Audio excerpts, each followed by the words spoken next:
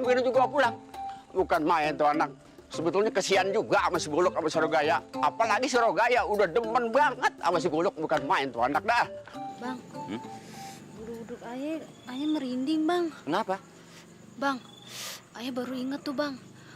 Di pohon itu tuh bekas Empo Mariam gantung diri bang. Terus lu takut? Takut bang. Rogaya, Apa bang? kayaknya bola punduk gua juga pada bangun nih. Tapi itu nggak usah takut. Biasa-biasanya, ini kan baru jam 8.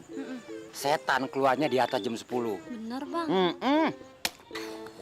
Rogaya mau aja lagi. Wih lah, anak gue dipeluk-peluk lagi. Aduh, hancur nih. Apaan tuh bang? Apa putih-putih Rogaya? Hah? Tenang. Saya takut bang. Tenang. Gue mau ngambil batu. Rogaya. Gua sambit nih. Kalau gua sambit dia hilang, berarti bener-bener setan.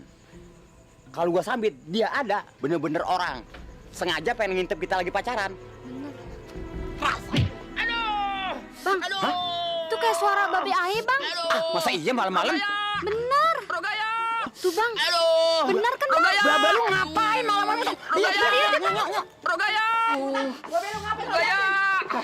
Ngapa, Be? Ngapa, Be? Be, kenapa be?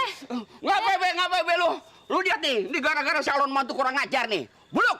Lu kan maksud gua merestuin sama anak gue si Rogaya, tapi lu udah bikin masalah lagi. Kurang ajar bener-bener lu. Ayo, lu naik ke buuran. Jangan Pengen tahu lu nggak naik? Be. Naik. Tinggi banget, Be. Mau tinggi mau nggak? Ayo naik.